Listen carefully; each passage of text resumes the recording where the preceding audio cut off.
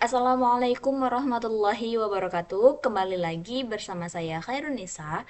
Dalam video kali ini saya akan memberikan tutorial dalam menguji validitas menggunakan SPSS versi 26. Nah, bagaimana caranya? Langsung saja kita mulai ya. Nah, yang pertama tentunya dalam laptop kalian ataupun di komputer kalian harus mempunyai yang namanya aplikasi SPSS versi 26. Jadi kalian harus download terlebih dahulu ya. Nah, kemudian langkah kedua yang harus kalian persiapkan adalah tentunya kalian harus mempunyai data, yaitu data kuesioner. Di sini saya mempunyai data kuesioner, di mana data ini sudah saya sebarkan. Nah, kemudian telah saya tentukan juga skornya dengan jumlah responden 10 orang dan total dan juga telah saya totalkan. Nah, dalam pengujian validitas ini ada hal yang harus kalian perhatikan juga dalam dasar pengambilan uji validitas. Jadi di sini saya telah mempunyai ketentuan. Di sini dasar pengambilan uji validitas yang pertama adalah jika nilai R hitung lebih besar daripada R tabel sama dengan valid. Dan kebalikannya jika nilai R hitung kurang dari R tabel sama dengan tidak valid. Jadi R hitung itu yang mana dan R tabel yang mana nanti akan kita beritahukan.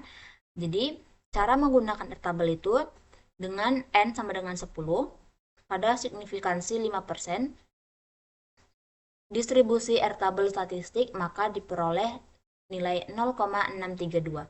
Maksudnya apa?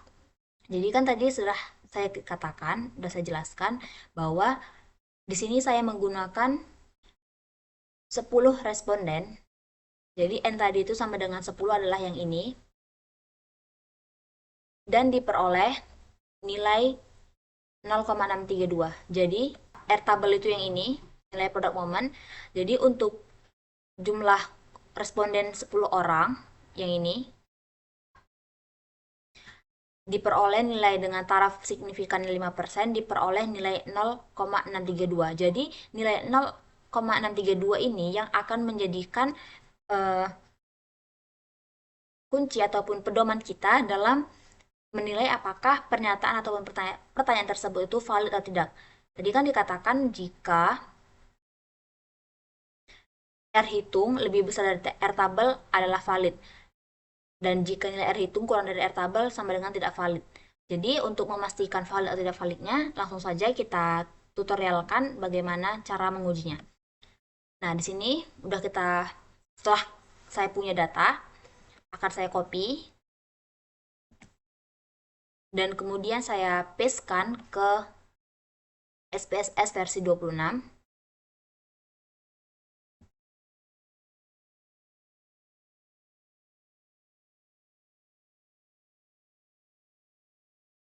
Ini sudah masuk semua datanya ya.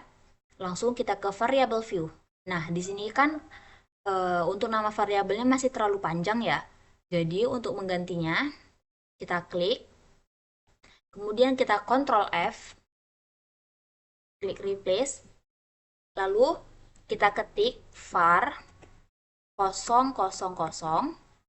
kemudian replace dengan P. Jadi P ini adalah sebagai kode dari variabelnya nantinya. Baru kita replace all, close. Nah, tadi kan jumlah pertanyaannya ada 15. Jadi yang 16 ini adalah total. Jadi kita ganti aja total. Udah, setelah itu kita klik data view. Nah, sudah berganti kan nama variabelnya? Sudah berganti. Nah, bagaimana sih cara untuk menguji validitasnya? Apakah pertanyaan tersebut valid atau tidak? Kita klik analyze, kemudian correlate. Nah, kemudian kita klik bivariate. Jadi semua ini dulu kita yang di sebelah kiri ini, yang ini kita kontrol A untuk kita kopikan semuanya. Kemudian kita pindahkan ke variabel yang di sebelah kanan ini. Sudah? Jangan lupa ya teman-teman untuk diklik Pearson-nya. Sudah? Kemudian kita oke kan. Nah, inilah hasil dari pengujian validitas tadi. Lalu untuk melihat valid atau tidaknya kita lihat dari korelate-nya dulu ya. Nah, di sini kita langsung aja lihat dari totalnya, lalu kita bandingkan dengan yang di sini tadi.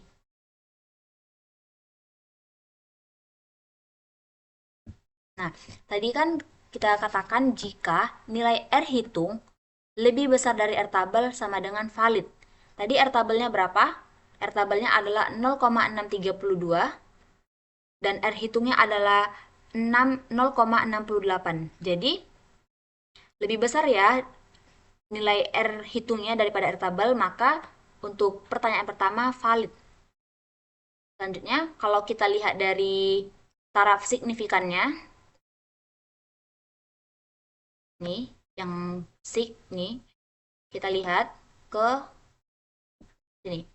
Tadi taraf signifikannya, untuk melihat signifikannya tadi, jika untuk melihat kevalitannya dari taraf signifikannya, kita lihat jika nilai signifikannya kurang dari 0,05 sama dengan valid.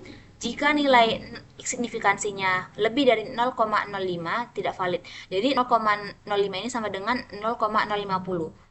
Jadi kita lihat di sini. Kalau dia kurang dari 0,05 berarti dia valid.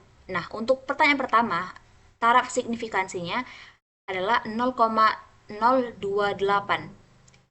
Jadi valid ya teman-teman, karena dia lebih kecil daripada 0,05. Nah, kemudian yang kedua, ini pertanyaan kedua, totalnya adalah 0,116. Sedangkan di sini, jika nilai R hitung lebih besar daripada R tabel sama dengan valid. Sedangkan R hitungnya di sini adalah 0,116. Berarti dia kurang dari R tabel ataupun 0,632 tadi ini. Berarti untuk pertanyaan kedua tidak valid ya teman-teman, karena dia kurang dari R tabel. R tabelnya 0,632 sedangkan R hitungnya adalah 116. Nah, untuk taraf signifikansinya ini juga kurang lebih besar daripada 0,5 maka tidak valid. Nah, begitu cara untuk melihat valid atau tidaknya. Jadi teman-teman harus tentukan dulu berapa jumlah responden yang teman-teman pakai. Kemudian teman-teman harus melihat ini nilai produk momen ini. Jadi teman-teman harus perhatikan dulu taraf signifikan teman-teman yang gunakan itu 5% atau 1%. Kemudian teman-teman harus melihat jumlah responden yang teman-teman gunakan.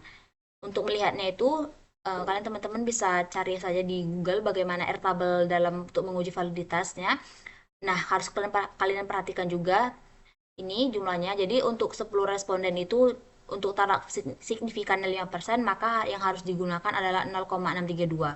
Begitu juga selanjutnya jika teman-teman ingin menggunakan lebih dari 10 ataupun hingga 1000, nah itu kalian harus perhatikan juga R tabelnya. Jadi untuk mengujinya itu kalian harus memperhatikan dulu R tabelnya, lalu kalian uji validitasnya dan kalian lihat nilai dari pada R hitung yang udah kalian hitung melalui SPSS versi 26 tadi. Nah, jadi gitu ya teman-teman untuk menguji validitas menggunakan SPSS versi 26. Mungkin hanya ini saja tutorial saya dalam menggunakan SPSS dalam menguji validitas. Sampai jumpa di video selanjutnya. Assalamualaikum warahmatullahi wabarakatuh.